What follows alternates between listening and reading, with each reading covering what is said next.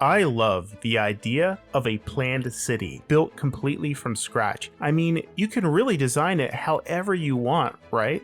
But here's the problem. It's actually really hard to build a great city from scratch. So when the design was chosen for the city of Canberra, Australia, did they make the best possible choice? Or did they make an unfortunate choice that doomed the city from the very beginning? And I can tell you right now, the answer is not what you're expecting.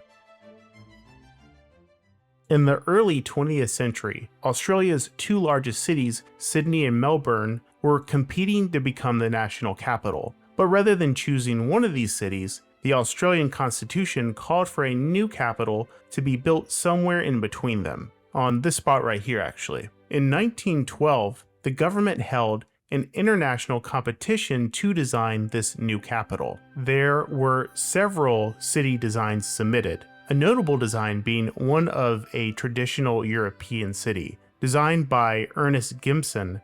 This design is absolutely stunning. Seriously, I never get tired of looking at these images.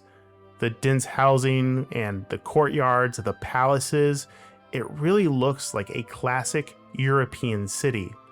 So they went with this spectacular design, right?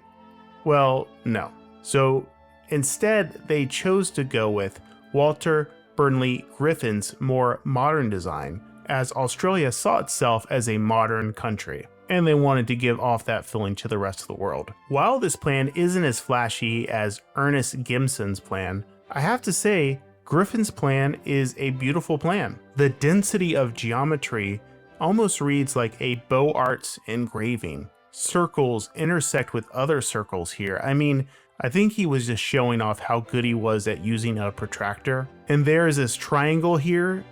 Wait, where have I seen this triangle before? Anyway, the topography and terrain has been incorporated very thoughtfully as well in his plans. There's a hexagon on the plan, which I'll definitely get into later. It's easy when looking at this plan to imagine where dense buildings like we see in the Golden Triangle area of Washington, D.C. might go, or where monuments could be placed, and what life could be like strolling down these boulevards on a nice day. So did this beautiful plan create a great city or not? Well, let's dive into what was built from this plan, and it's going to be a little jarring. So I want to start by looking at the Capitol Hill area, as Walter Burley Griffin has laid this point in the direct center of his master plan. It's important to know that the original Parliament House is located to the northeast, and I'll talk a little bit more about that area later. But after outgrowing this location, the new Parliament House was built in the 1980s, and it was built on an area that Griffin's Canberra master plan envisioned as either a general administration structure for popular receptions and ceremonies or for housing archives. But as we can see, that's not what it became. So I'll just say this. This is the function that Canberra is most known for, which is being the administrative capital of Australia. But the design of the Parliament building is more akin to like a gopher burrowing under the ground to avoid attention. There's this weird modern trend where you kind of make a roof into a place that you can walk on your building. Maybe you put a lawn up there. This is a trend that is best left to history. Just because you can walk on a building doesn't make it good. This building is just giant. The scale of it is enormous. It just keeps going and going. No wonder they wanted to hide it under a pile of dirt. And Capitol Hill is designed much like a highway off-ramp. You know, that space that you see while driving, but looks inaccessible to humans? Well, it just makes for a poor urban space. It's like a meteorite destroyed the middle of the city, and you put your most important building there. And get this, it has not just one ring road separating the Parliament building from the urban fabric, it has two for some reason. I mean, they have this little land bridge that forms a grassy connection to the Federation Mall, connecting it to the old Parliament building and past that towards the lake. But it should be obvious, making the focal point of your city a dead zone is poor planning. But real quick, if you are enjoying this video, drop a like as it helps the video.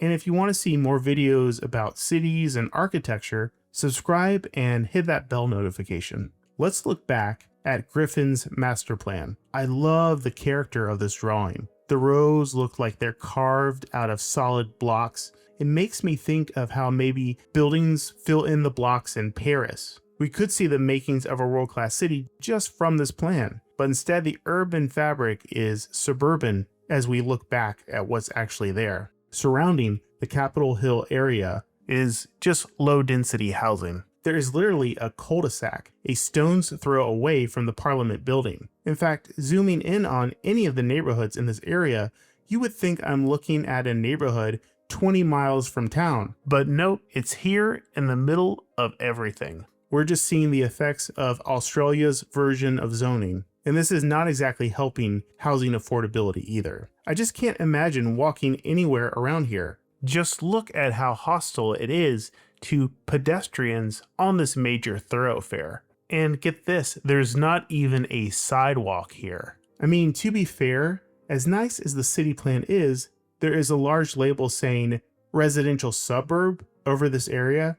So I guess I should have seen that coming. Canberra's name is actually derived from an indigenous word generally associated with meeting place, which is weird because you won't meet another soul on these streets when you're walking. So looking back on that pie-shaped area between the Parliament and the lake, that's where you'll find the High Court of Australia, which obviously should have been called the High Kangaroo Court of Australia, but I think that was a bit too on the nose perhaps. You'll also find the National Library and a lot of art galleries here as well. This area feels a bit like a knockoff brand Washington, D.C. It's not bad here, it's just not exciting, and a lot of the trees block a lot of the view corridors to the other places of interest in this area, so it's a little hard for wayfinding. There is of course a lot of parking lots here, because really the only transit in the city, other than buses, is the one light rail line that is to the north side of the city, and it just doesn't even come across the lake to this area. So driving is the transportation method of choice for Canbards or Canbros. I'm not sure what they call themselves, to be honest. One issue that seems to plague the whole city of Canberra is that what looks like park space from the air is actually just unused buffer space. Seriously, there's no way to enter a lot of these green spaces, which is a really big letdown. But I do love this little area where all the embassies are located. I just love to see how they recreate their vernacular architecture this far from home in a foreign capital city. When I lived in Beijing, I used to walk for hours in a similar kind of area, just imagining the different countries and seeing how they represented themselves. So this neighborhood is very nostalgic for me personally. So looking at the major axis that runs through the Parliament building and goes across the lake, we'll see the Australian War Memorial here. It's a somber structure that was beautifully designed.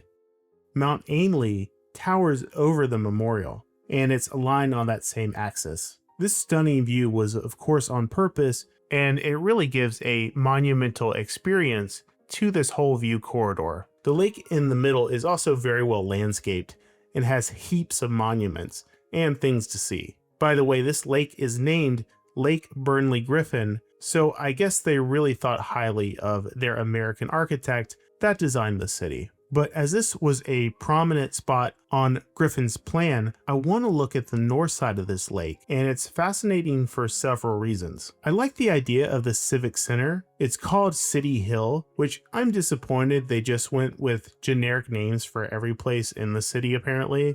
They didn't even name one of the areas perhaps Kuala Lumpur or Down Under Town, so I'm not sure what they were thinking there. The hexagonal shape is rare in city design, which looked very distinct on the master plan. And honestly, I was getting a little worried that Griffin only knew how to draw circles. So this is a nice little break. So what is this place actually like today? Well, it's kinda just okay. It's not exactly the central business district I envisioned.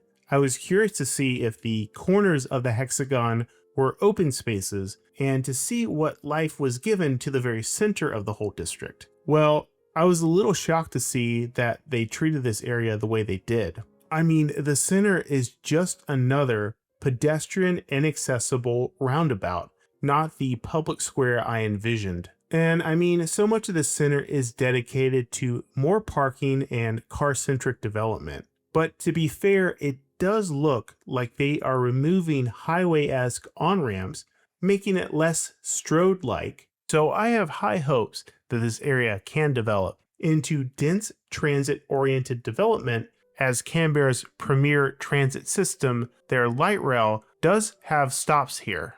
I do believe this area will really grow into its own if they focus on mixed-use developments. You may have noticed that there are no skyscrapers in this area, as there is a height limit that keeps the buildings in this city lower than about 15 stories. Looking along the corridor, there's something I really like about Hague Park. It's just a simple forest area that interrupts the pattern of the city. Sometimes the best idea in design is creating rules and patterns only to break that pattern in a specific place to call attention to a hierarchy or a subject. But looking back at Griffin's plan, let's look at this smaller center over here. It's labeled the market area, and I believe today it's called Russell or something like that according to Google Maps. It looks like this area was dedicated to the Defense Ministry of Australia, but the problem is that the Defense Department is never going to give life to this area of the city as you would expect a market district to do. So this feels like a big missed opportunity right here on the lake in the core of your major capital city. So glancing back at the master plan, let's look at this area labeled suburb. It's the same story we've seen far and again in this city, that there really is just a big roundabout in the middle of it. There are shopping centers here, there's more single family housing, and the occasional school. Canberra's train station is here, kind of hidden away. It really doesn't look like it gives off the idea of a grand welcome to the capital city. So labeling this a suburb area, I guess, was not a misnomer. But as we've seen so far today, I don't think this is how Griffin envisioned this city to finally take shape when he drew it up in 1914.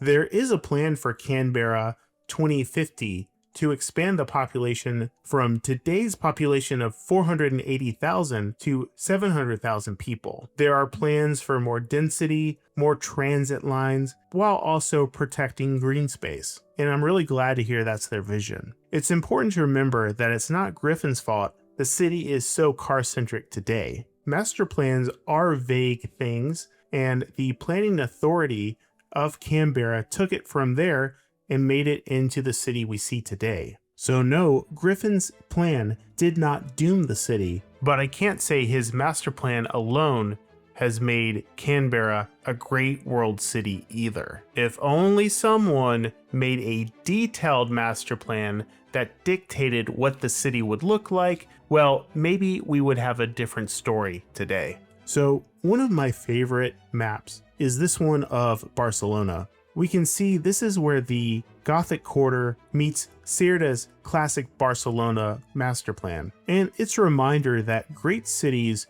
are rarely just planned by one person at one time. It's layers and layers, and adapting growing trends and reimagining failing spaces that make a city great. So I do believe if we give Canberra time to develop, it can become something really special. If you want to see a city that has many layers that were applied throughout history, check out this video I have on Mexico City. Thank you all for watching.